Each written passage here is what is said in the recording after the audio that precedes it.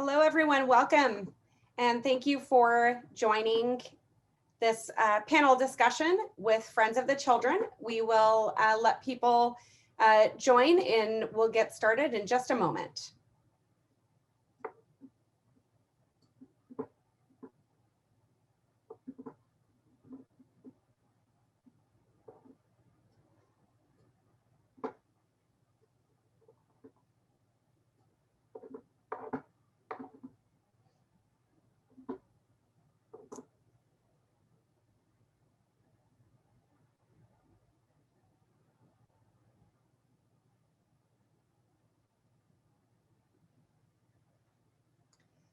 Thank you everyone for joining Friends of the Children. We have an exciting panel discussion today, and I would like to now turn it over to Terry Sorensen, the CEO of Friends of the Children. Terry, please go ahead. Hi everyone, good afternoon, and thank you for joining Friends of the Children for this panel discussion on two-generation approaches. Friends of the Children is a national organization with nearly 30 years of experience working in 22 sites across the country. We select children and caregivers who are facing the greatest obstacles, things like foster care and homelessness, and provide them with a friend, a salaried professional mentor for 12 plus years, no matter what. I'm excited to share that today we released a case study on our two-gen approach. This case study includes results from an evaluation conducted by ICF International as part of a Social Innovation Fund grant we received from AmeriCorps 4 years ago. It also includes highlights from a caregiver survey that ICF conducted. We'll share some of those key findings in just a moment. But first, I am so excited to be here today with this esteemed panel of two-gen experts, and I'd like to introduce them now. We'll start with Jeannine Balfour, who's a Senior Program Officer for Domestic Programs at the Conrad N Hilton Foundation. Jeannine leads implementation of the Hilton Foundation's Foster Youth Initiative. The Hilton Foundation has supported our two-gen work with youth and families impacted by foster care for about 3 years now. Our second panelist is Gary Clemons, who's been the Executive Director of Friends of the Children New York since 2018. Gary started at our Portland chapter 12 years ago as a friend, serving 8 boys. He's risen through the organization in multiple roles, and he has made an effort to address the stability gap experienced by youth and families affected by systemic racism. Gary's led Friends of the Children New York to launch a $17 million campaign to double the number of youth served in New York City and to advance the two-gen model. Tiffany Day is the Systems Change and Policy Analyst with Ascend at the Aspen Institute. In this role, Tiffany partners with key states, counties, communities, agencies, and families to further develop and advance a systems change and policy agenda that promotes equitable opportunities for children and families.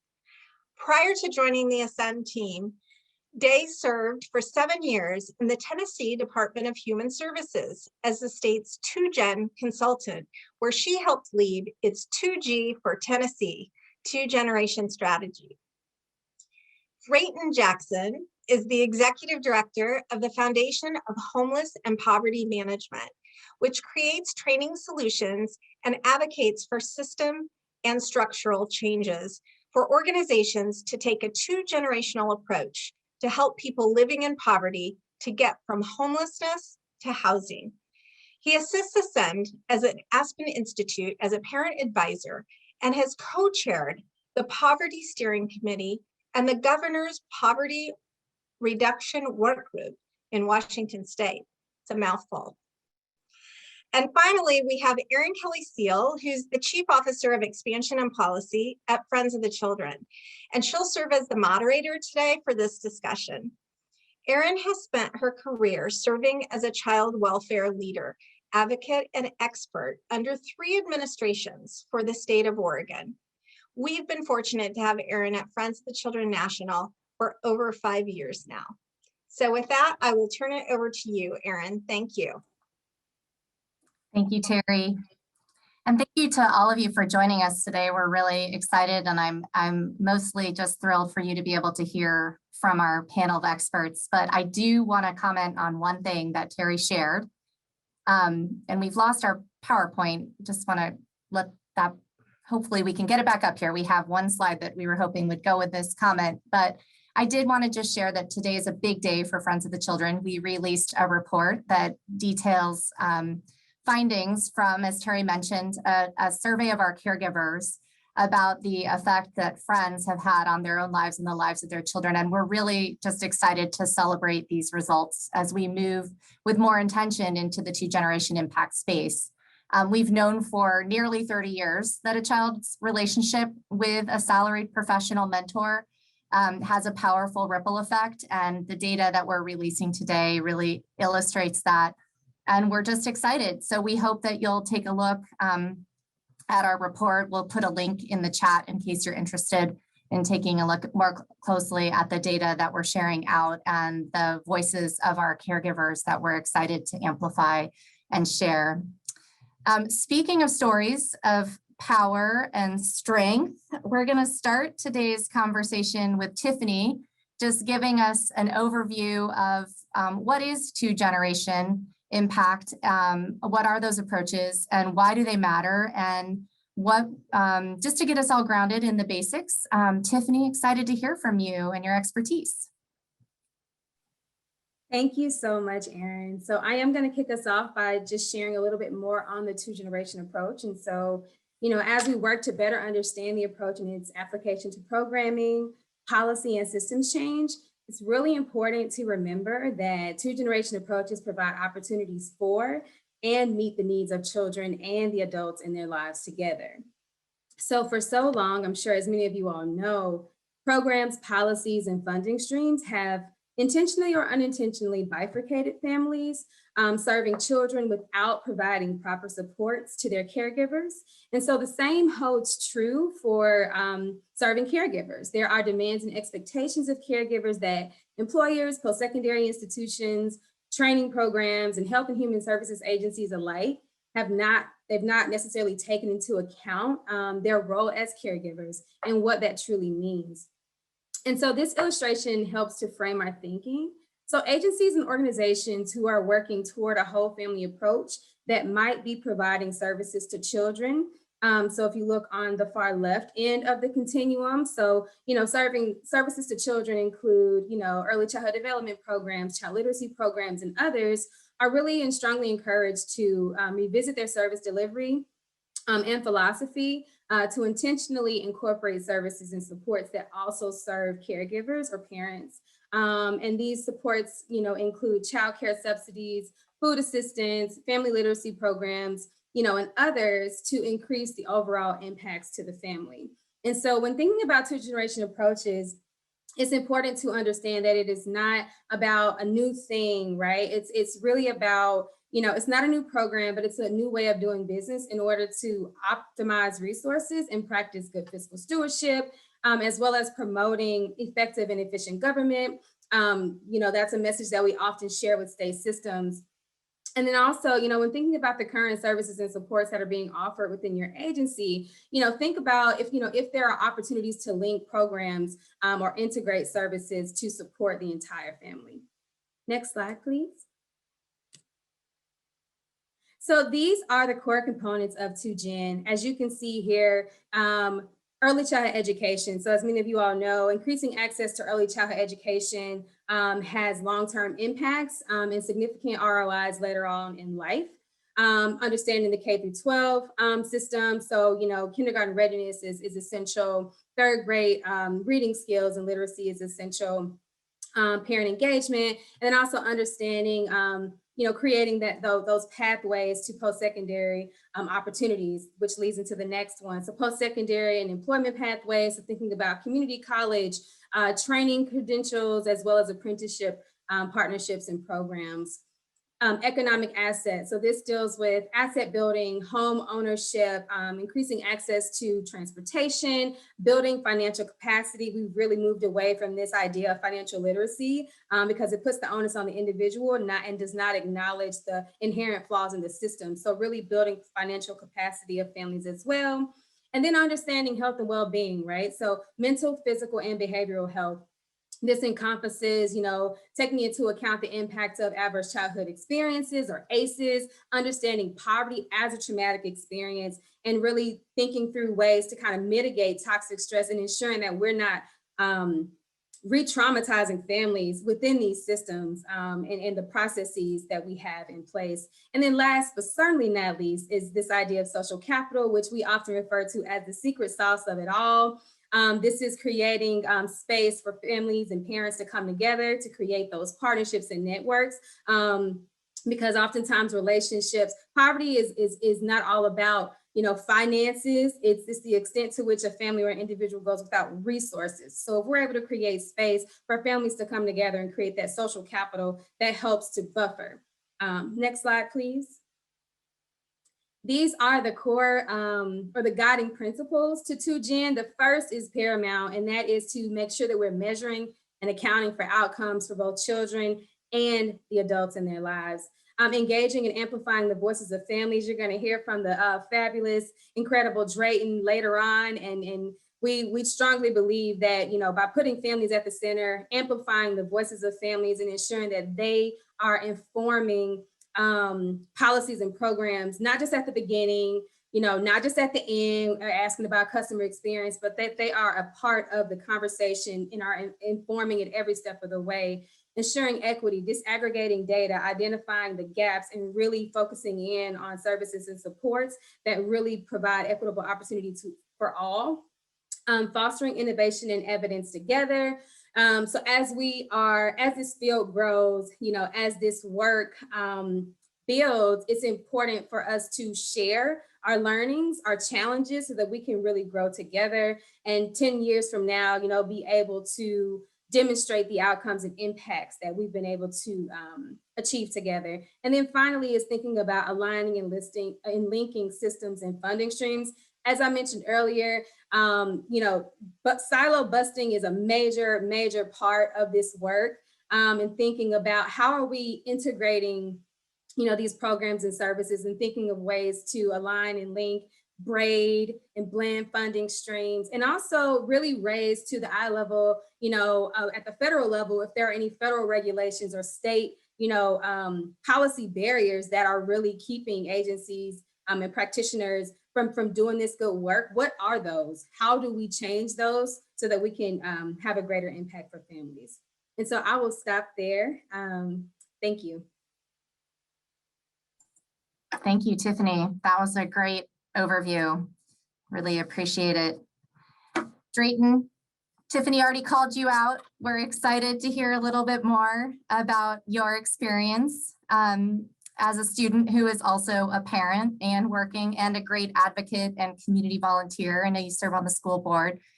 Would you mind sharing with us a little bit about how, what your experience has been and why you became an advocate for 2Gen approaches? Yeah, definitely. Thank you guys for having me on here. And thank you for having another Black man, because normally I'm usually the only Black man on the panels. So thank you, Gary, for being here as well. For me, it goes back to my mother.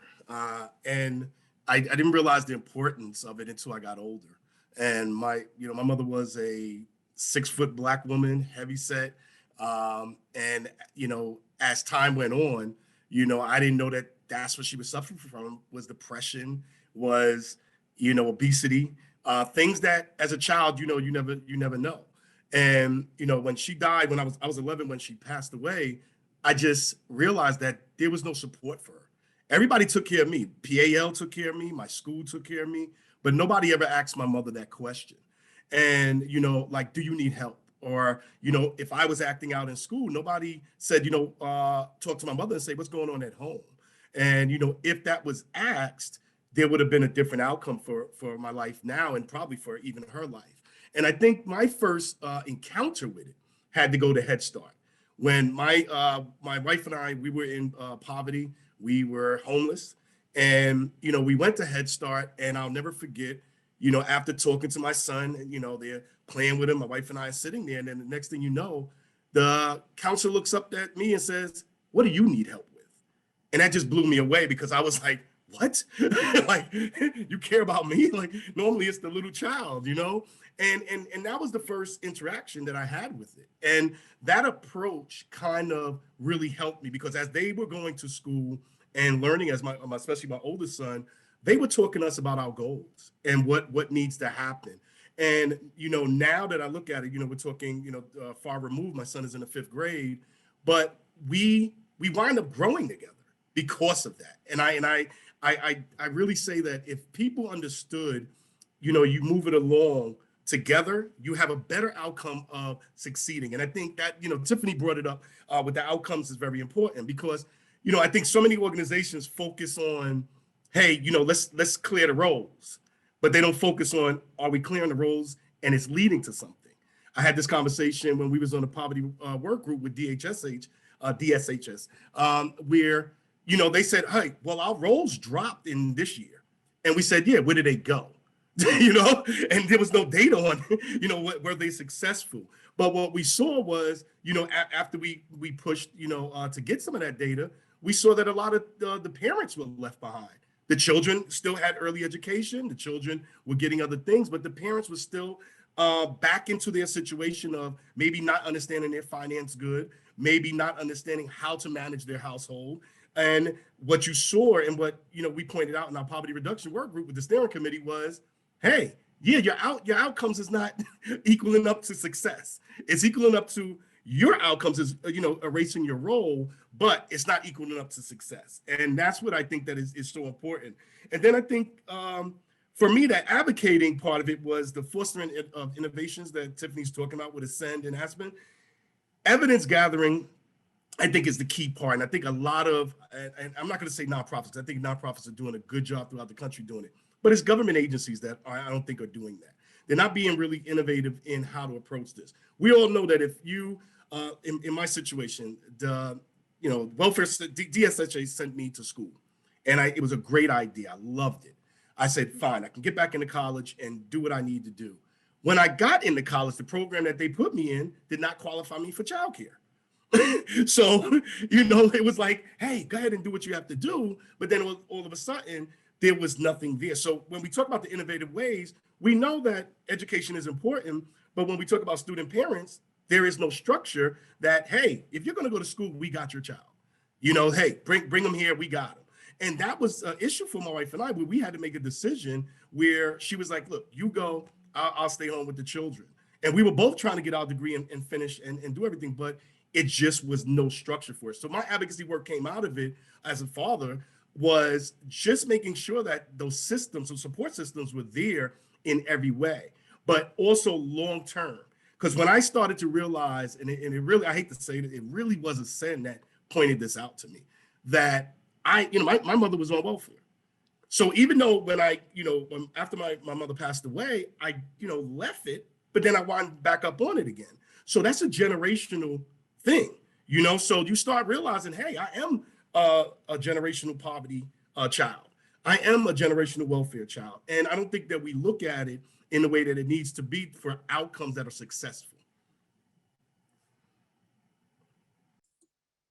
Thank you, Drayton. I have a lot of follow-up questions, but I'll save them because I know we want to get some time for others to ask questions too. So Gary, I know Drayton's journey must inspire you given what you've been doing in New York. Gary, as Terry mentioned, you've been with Friends of the Children a long time, and now you're leading New York into the 2-generation space. And I'm just wondering if you would share a little bit right now about what you're celebrating as you move, thinking about Tiffany's continuum. So we're moving from that child focused with parent elements into that more whole family approach. Like what's that been like for Friends of the Children in New York? What's going well? What's keeping you up at night? I think, well, first and foremost, I think you talk about the journey. I think it's one of the things that we had to recognize is recognize the journey of Black and Brown people, and especially the journey, if you think about starting in like in the 1980s. I know a lot of times we talk about Jim Crow and enslavement, but just recently, the 1980s with the war on drugs and mass incarceration, you saw a 700% increase in people that were incarcerated since the 70s. In New York City, you're talking about 58%, was increased. At one point in New York City, 55,000 kids were in foster care. We had the largest foster care system at one point in New York City. And then in 1996, when they reformed the welfare system, they put in TANF, and they basically took away a lot of the cash support they were giving people. And so what you're seeing now with a lot of the families that were impacted by systems that became really very punitive. And so we're working with the parents or the grandparents of those kids that were affected by the policies that came about in the 1980s. So what I've always seen as this model is a reparative justice model. A lot of times when we think about policy change, we talk about like the future, or let's change this policy, but we never go back and say, well, who was affected by these bad policies?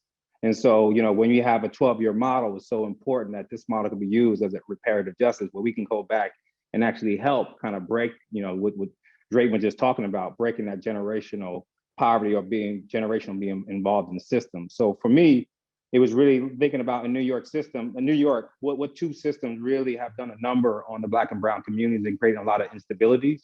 And we think about the criminal justice system and the foster care system. And so these were two systems that we really targeted. And we wanted to work with people that have been impacted by those two systems. So parents that have aged out, now they have their own kids, or parents that were impacted by the criminal justice system.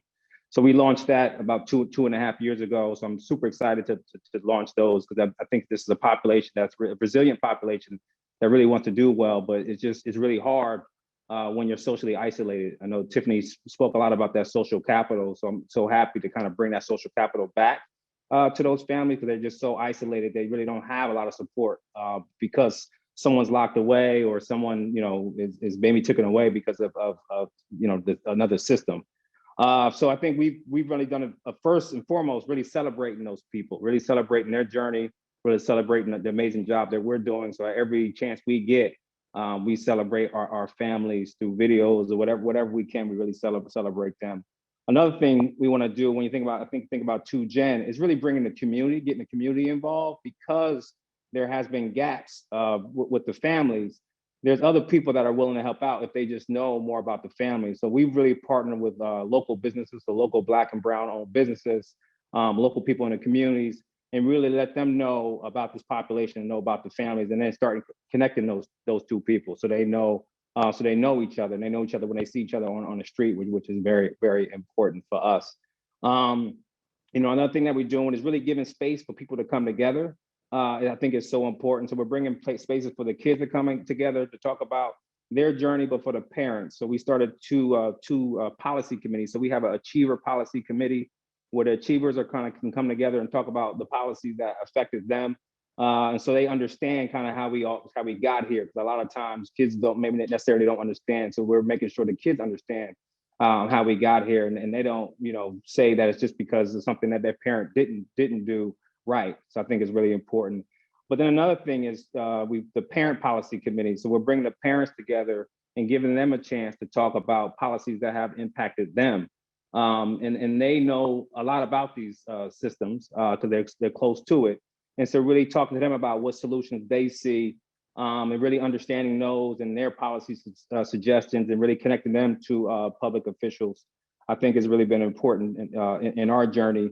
So right now we're going through a survey where we're understanding all 226 families, what systems they've been impacted by, what systems they feel Black and brown people have been impacted by, and then asking them for solutions, and then really helping them help each other kind of get out and vote. So another thing that we're doing is doing a Get Out to Vote campaign in the spring.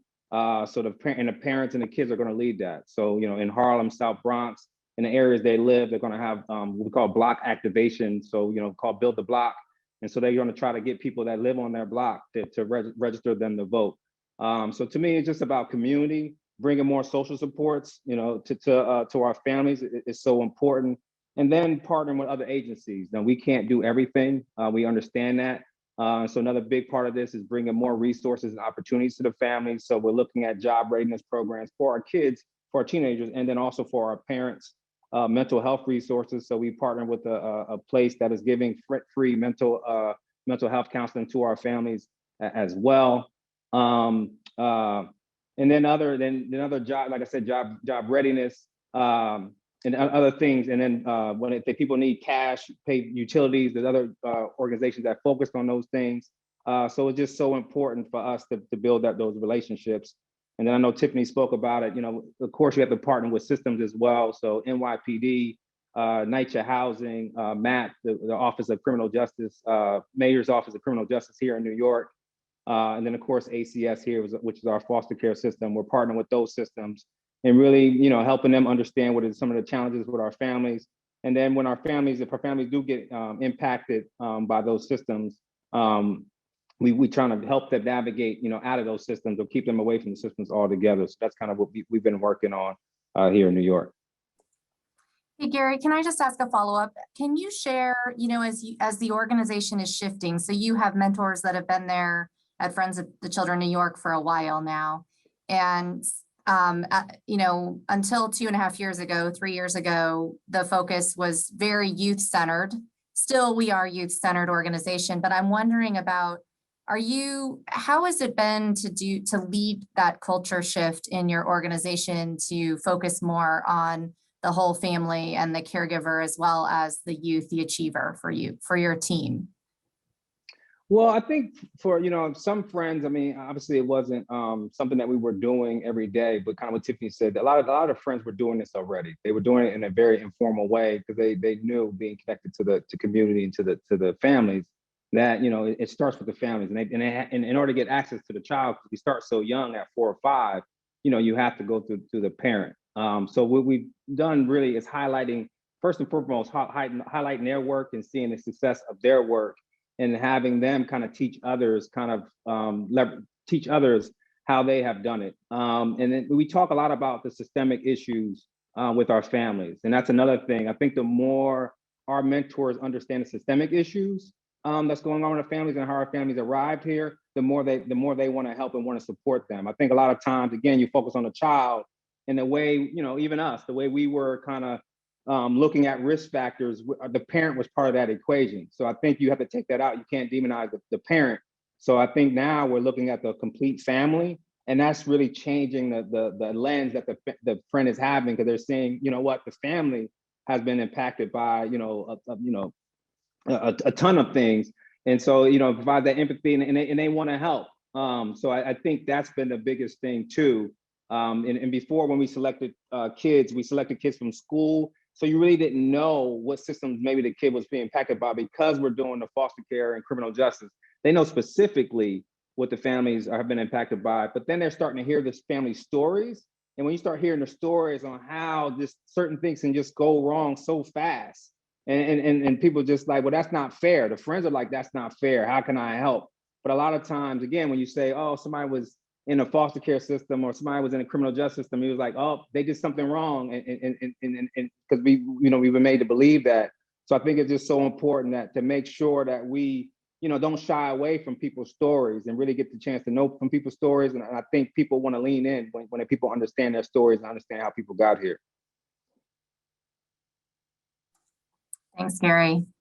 Jeannine, we haven't heard from you yet, and I'm so appreciative of the questions that are coming through, either the chat or the Q&A. I see both, so thank you to folks. Please keep them coming, and I've got a running list going. But Jeannine, I'm just appreciative that the Conrad and Hilton Foundation has been so supportive of a population that's really near and dear to my heart, which are youth that have been impacted by the foster care system and are aging out into adulthood.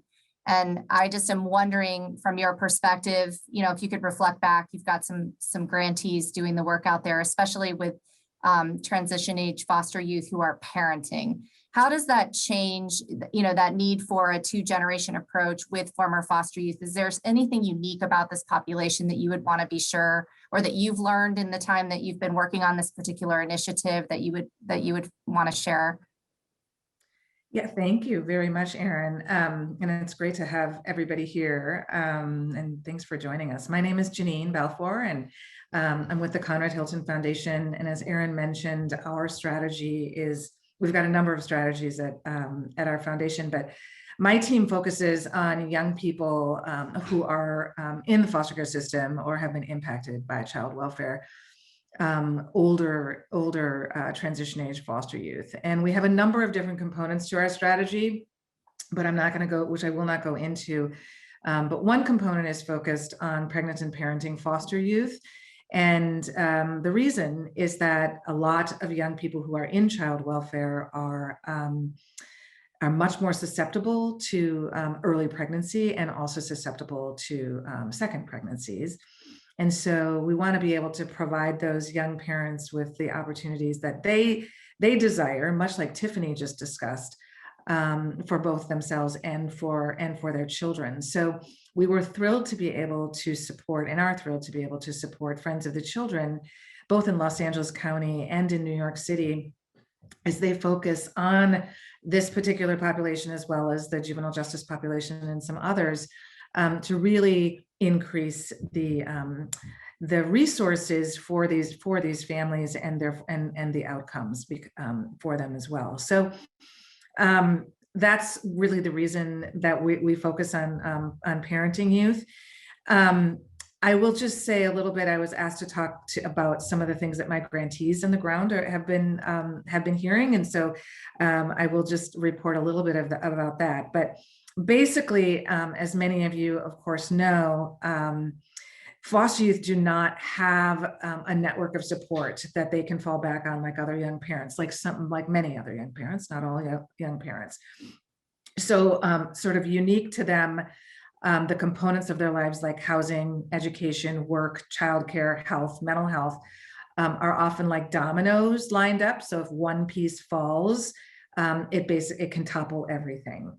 And there are no buffers to stop a whole row just from falling down. So key areas of concern right now for young people in foster care who are parenting or exiting foster care are housing, education, mental health, importantly, childcare, connectivity. And by connectivity, we're also talking about internet, lack of human connection, and most importantly, their own children. We have also, as Gary was discussing earlier, the vast majority of young people who are in the child welfare system are youth of color. And there's this interrelated pandemic of racial violence and racial reckoning that was emotionally very difficult. It left some young people in foster care very afraid that they were going to end up on the street, and to be even on the street. Many of them don't have very solid relationships with their families. And so there's this stress that they're going to lose their children because they won't have a home. And basically the vast majority of our grantees, as Gary mentioned, are really feeling the real importance of mental health services for parents right now, in addition to the other things that I just mentioned earlier. But I thought I would read a couple of kind of stories from the young people themselves that our grantees shared with me.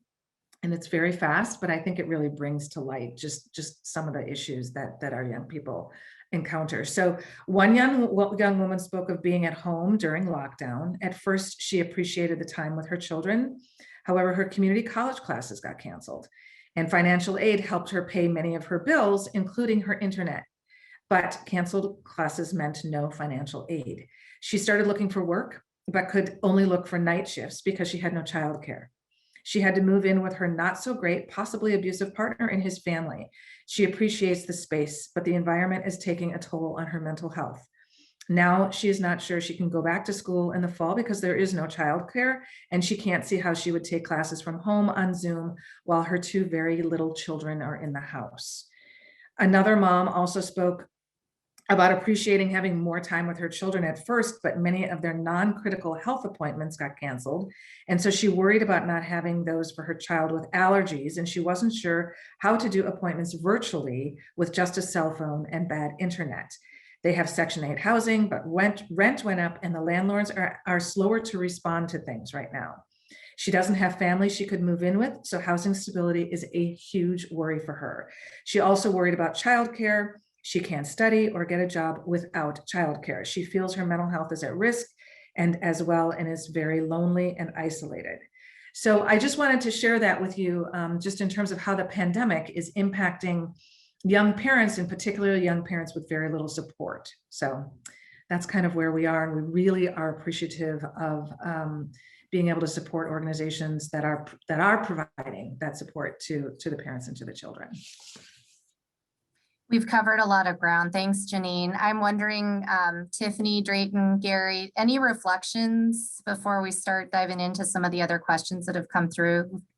Yeah, to go back to what Jeannine was talking about with, I mean, I sit on the school board at Central Kitsap School Board in Bremerton, and you know, we were talking about the whole child. Our new superintendent, Erin Prince, came in, and you know, she and I clicked on it with, hey, we got to take care of the whole child. And, you know, when we said it, people didn't really realize what that really meant, right? So, you know, as we, you know, I hear that term constantly thrown around. And as COVID hit, we start to realize, you know, after the summer came around, hey, this is going to be something that we're going to have to deal with on a longer term. And what does that mean for the parents that are at home? And I think to a lot of what she was saying, these are the things that I don't think people think about, is that, you know, you have parents that don't know how to read. You have parents that have not finished school and the work is hard. So on top of doing that, I mean, I'm at home. I was going to school last year, for last quarter. And when I tell you to go from dealing with my sons and helping, and mind you, I have somebody in the house with me. I have my wife there to help, but to calm down and then get my mind back to going to school and studying, and it was hard. And you don't realize how important having a space for yourself, because I'm a library rat. Like, I love going to the library to study, but I didn't have no place to go. So, you know, so the mental anguish of trying to do that and trying to also take off the teacher's hat and then go and then do my own work was so challenging. So I think we're seeing this two-generational approach being fostered out to the front now, because we have to do it. And going forward, we can't go back to the way it was where we wasn't. If we know that Tom is coming to school and he's acting out and he has issues, we're looking at the child. Now I'm hoping that what's going on at home? Maybe we need to check out on what's going on at home. The mother may have lost the job. The mother may be going through a divorce. And I think that those are the things that, you know, as we're talking about two-generational effect, it's going to be the two generations that's going to help with coming out of COVID. And I think that if we don't see that, especially in the K through 12 system, if we don't see that, we're gonna fail badly, you know, and that goes for all agencies. And I wanted just to touch on something that Gary has said when he talked about other systems. I think one of the most, next to the criminal system, right, and the criminal justice system, the child support system is a detrimental part of separating families. You're looking at a person that's 30 grand in the child support, been on it for about 11 years, and not once. I never. And right now we're working on this in Washington State with the Fatherhood Council, and you start to realize after that gavel is brought down, and whether the mother or the father, most mothers wind up getting the child, there is no support to make sure that child has support by bringing the parents together and say, hey, this decision was made. We're good with this decision. The mother's going to get the child, but you guys need to work together for the benefit of these children. And I say this with so much experience on it, because my children are broken. I got 6 daughters with my ex-wife, and because there was no support from, and I'm not going to say just the court system, but anywhere, for either my ex-wife or myself to say, hey, you guys need to still work together for your child. And I'm seeing that effect of, you know, child support and how it played on us play out with my children.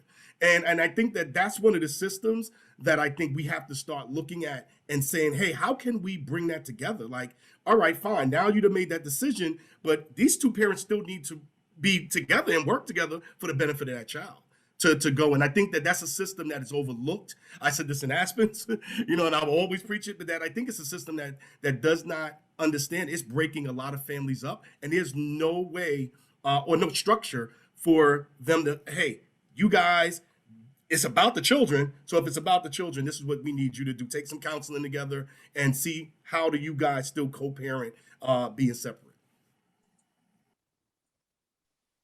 Thank you. Can I jump in? That was Please. great, Dre. And you hit on some really good points, as well as you, Jeannine and Gary. Just a few things, Jeannine, you mentioned the childcare piece, and I think that Drayton also touched on it, but these have been longstanding issues. It's not new, but the disproportionate impacts to Black and Brown families and communities is so apparent that, again, it cannot go overlooked at this point. The challenges with childcare, the challenges with the childcare workforce. So there has historically been a high turnover in the childcare space, in the early childhood development space. There have not been adequate investments made to the early childhood development professionals. And so there was already, again, a turnover, maybe I think 30% over a 5-year period. There's always this kind of natural churn. At this point, so many childcare centers have had to close because of COVID, and many of them will not be reopening. So I am hoping that, the recent proposal to invest in increasing access to quality early childhood, while at the same time providing those necessary supports and investing in the professional development and capacity of early childhood professionals, will help in some way to close that gap. But we do have a long road ahead of us. I also think that it is important to one, meet the moment, right? So many waivers, have been granted at the federal level to really create flexibility within states to do this work. But that begs the question, if we could do it now, why can't this just be the way of doing business, right? So we have for years, families have had to jump through hoops and navigate these very incredibly complex systems and have multiple caseworkers and not a central point of contact, and just all of these really poor practices, and to serving families. And so if we've been able to streamline processes and really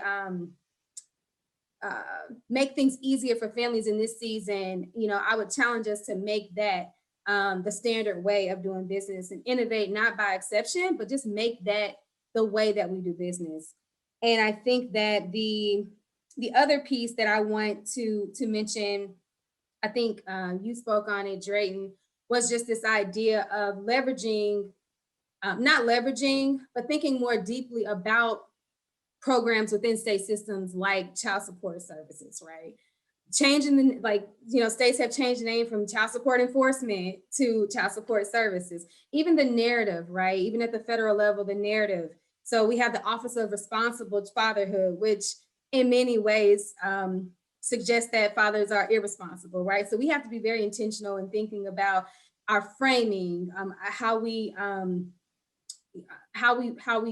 reference fathers and the role of fathers beyond just the financial aspect and the important role of fathers in the lives of their children. And then last but not least is really thinking about, as we move forward, thinking about meeting the moment, so addressing intergenerational poverty, but then also creating pathways for increased economic mobility. It's a both and, right? So we don't just want to end intergenerational poverty or eradicate that. We also have to create opportunities, right, for families to have increased economic mobility. So career lattices, like how are we creating opportunities for families to move up? When we think about this proposal for increasing the minimum wage, if we do that, we also have to think about the impacts that is going to have on the benefits cliff. So it's a both and. We have to be very intentional about how we move forward in this work. So that's all I want to say. Thank you. Thank you, Tiffany. We have some great questions. One of the questions that I think is kind of a nice segue, just thinking ahead to where we want to be. When you guys think about what success looks like, not just that long-term vision that you just articulated so beautifully, Tiffany, but in the short term, like what are the things that we should be looking for as indicators that we're doing a better job, that we're meeting the moment? Like what are some things we should be tracking collectively?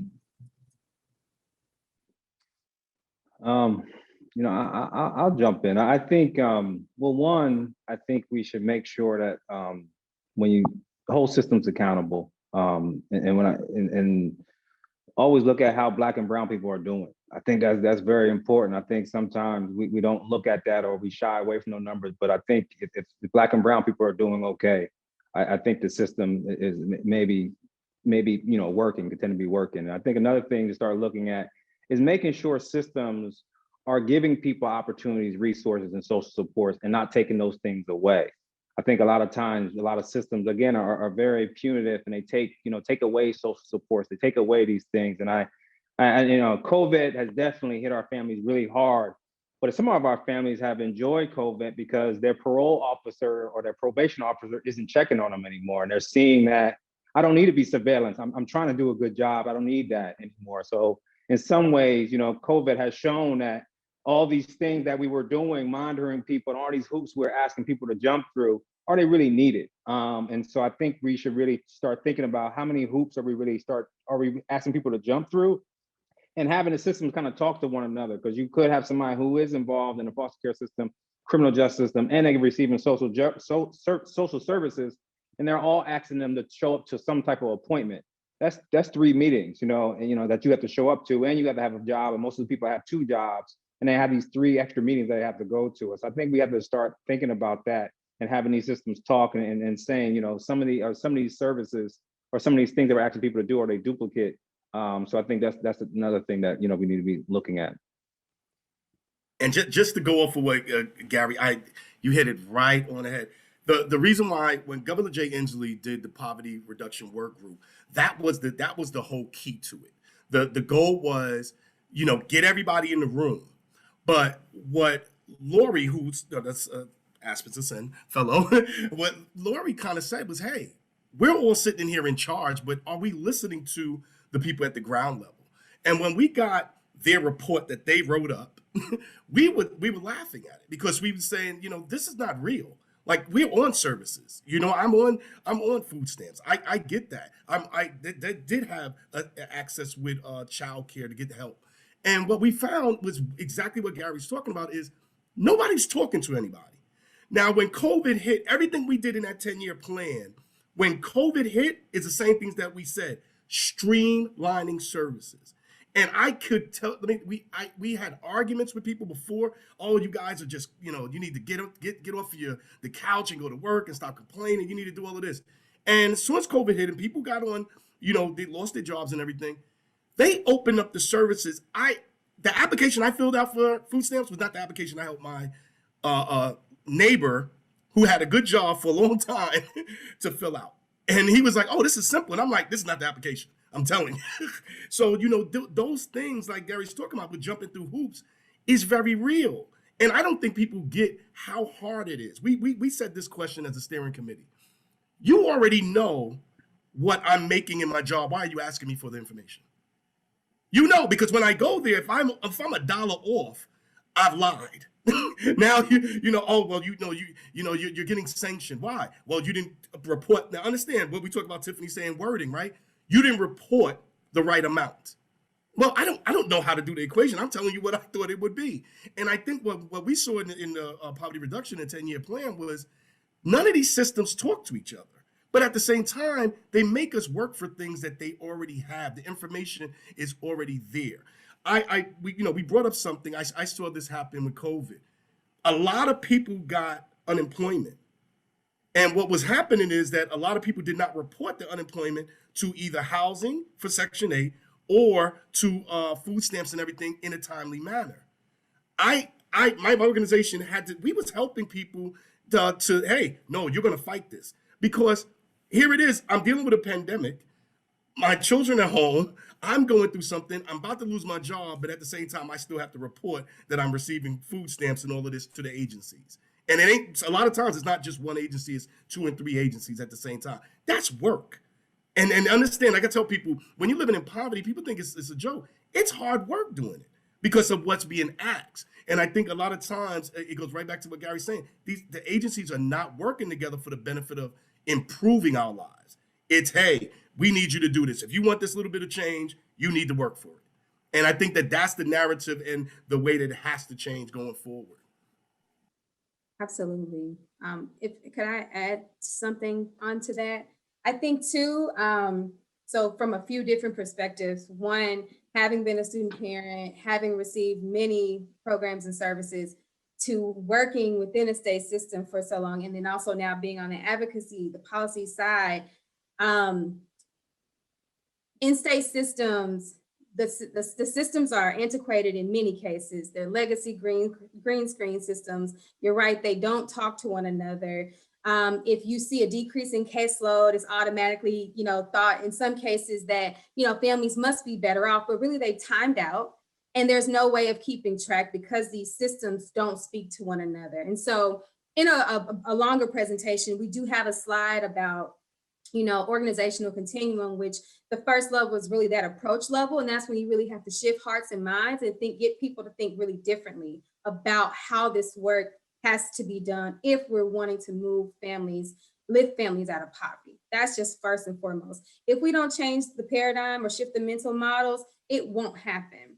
And then the second, really getting into that pilot phase and, again, the pilot phase, what if it works? Well, let's replicate that. Let's scale that. Let's take those lessons and just incorporate it and have that be just the way that we do business. I do think that because of the nature of federal regulations, federal programs, and funding streams that were not necessarily created with the others in mind, it is, the experience is also siloed.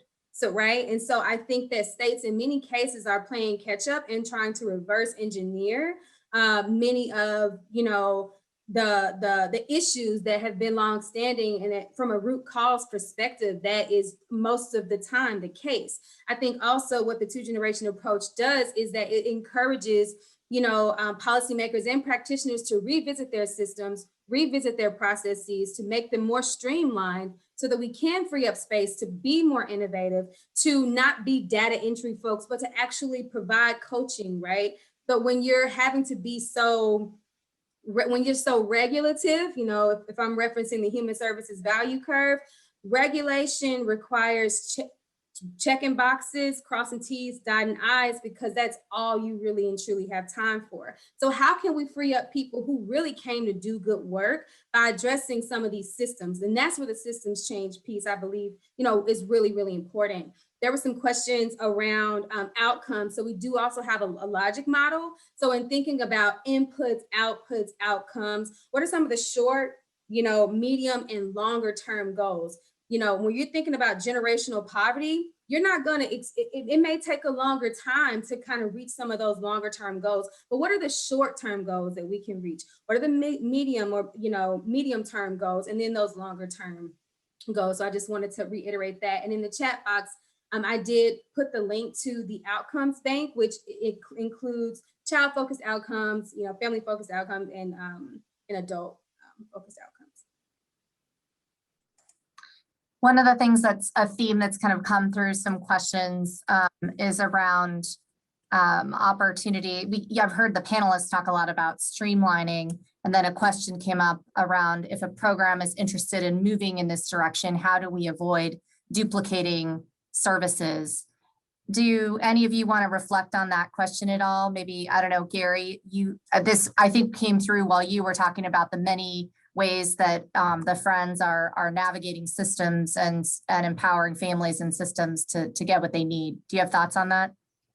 Yeah, I think one of the first things that we did was do a service assessment. So we looked at the services that were offered in New York City when we jumped into 2Gen, just so we weren't going to duplicate. So we didn't have to do everything in-house or build some things on our own. So we did an assessment to see what resources were available. And then I think when we collected that, then we saw that, especially in a city like New York, a lot of people are doing a lot of great work. Yes, it's sometimes it's a little hard getting people involved in those programs, but that's where I come in as our program director to build strong relationships so we can help get our people, so our people can get entered into those programs. But I I think first and foremost, if you think about doing any type of programming, you should look what's in your community first already, and then seeing if you can kind of partner with that person and kind of make a connection where you can do kind of a referral type of service. I think is so important. I know a lot of times people want to build everything, keep everything in house because they have control. But I think, like I said, I repeat myself, but I think there's a lot of good work that's happening throughout New York City and throughout the country. But I think we have to come together and we have to communicate. If we want the systems to communicate, we have to communicate too. So we have to be a role model for the systems. Yeah, I would add too that, centralized case management systems, centralized data collection systems are also a best practice. And so I know a lot of United Ways are kind of filling that gap and creating those systems that, community-based organizations can leverage so that there is not this duplication of effort in many cases. So I would totally agree with you, Gary. And I think one of the issues too, everybody's fighting for the same pot. And I think what we did at Ascend Aspens, which was create something that was specific to, student parents and said, hey, this is a grant that's dedicated to that. And I think, more of that needs to happen. With that being said, and there's your organization needs to be doing this two-generational approach to it. I've heard, when we went around, you had maybe 3 organizations in the same state, not too far from each other, going after the same grant. And, and like I think Gary and Tiffany has alluded to, is that how can we work together, even though somebody may get it, but how can we share this with you to help overall? Because the goal is still the client. What is your client tell? And it's to help people. So for me, that what I've seen, just on the outside of it is just, you're fighting for the same thing, but that conversation with other nonprofits in that same area can really do more wonders than I think doing it separately and saying, hey, we're in our own little silo, we're doing our thing, you do your thing, but then you're helping the same clientele in the same base. So we're nearing the end here. So in a sentence or two, I just would love to hear everybody say, okay, we've had these different themes come out, we clearly should be learning from the pandemic. Let's not go back to what was. Let's build something new that's more streamlined. There's an opportunity for all of us, no matter our sector, to communicate better. And then families at the heart and soul of everything are the experts and leveraging their expertise. But if you were going to give some advice about the next best step for our collective audience, either who are trying to implement 2Gen, who want to advocate for 2Gen approaches, like what would be the next thing that you would ask folks to think about doing in this particular time and place? I can start just by saying, and this isn't as concrete, but in terms of advocacy, but I think the narrative change is really important. And so my suggestion is, if people are just starting out, to not frame the work that you're doing as if it's with a population of broken people, but of folks who have great potential, that need to be, that need the opportunities that everybody should have to have that potential realized. So I think that would be, I think it has to start from there. So that's the first thing I'll say. I think Jeannine might have stole mine, but I'll try to take a step. It's great when I think you got to start there. And I know Tiffany said it, earlier about the hearts and minds. I think we got to all really reflect. Everybody deserves a second chance. I would say commit to for the long haul. I think some of these things are not, 1 or 2 year fixes. I think really commit for a long period of time, because people they've been penalized or been part of these systems for a long time. So I think the commitment, I think, is so important. For me, I'm gonna say 2 things. One that Gary had said early: policies has to change. The racist bias system. I ran because I wanted to debate, and hey, this is what the school district doesn't have, and then I wound up not running against anybody and wound up getting the position. But being in the position, you start to realize policies, and I couldn't blame none of the board members who were all older white retired people for not understanding anything that a Black person or a Black man like myself or any Black and brown person goes through, because they don't come from that. So, having, and this goes to this next point, having the voices of the people that are going through lived experience in the conversation for change. You cannot do it. I have so much respect for everybody that has done everything that they had to do to get to the positions that they are. But when you have been through something and you've learned that experience, and you realize that that experience can turn into how it is viewed and how it is thought about, that is something that is so important to bring to the table. And, I give so much credit to Aspen and Ascend for it, because that's the key. Pay the experts, right? Pay the experts. And that's the thing, is my lived experience is the greatest thing that I have to bring to the table as an advice to say, hey, no, that's not going to work. And I'm going to tell you why that's not going to work, because I just went through that. And I think that that's creating that space in all the organizations that have people with lived experience be at the table. It will go a long way as far as policy change and change in general. Thanks, everyone. Tiffany, you got something quick to bring us home? We're right at 2 o'clock, 5 o'clock. Absolutely. I put the framing resource in the chat for folks who are interested in changing the narrative and framing. I would just say sharpen that equity lens. It is crucial. Thank you. Thank you, everyone. Thank you to our panelists. We will be sending out to everyone who registered a copy of the recording today. We will take from the chat all the great resources that Tiffany's been dropping in there. And we'll make sure that you all get a chance to hear from us again. And if there's a question that you asked that we weren't able to answer, please send us a note. The email on the screen is where you can send additional questions, and we'll make sure to get back to you. Thanks to everybody for your time on this incredibly important topic. And I just want to thank the panelists again for all your insights and expertise today. Thank you. It was fantastic. All right. Take care. Thank you. Thank you, guys. everybody. Thank you. Thank you so much. It was awesome.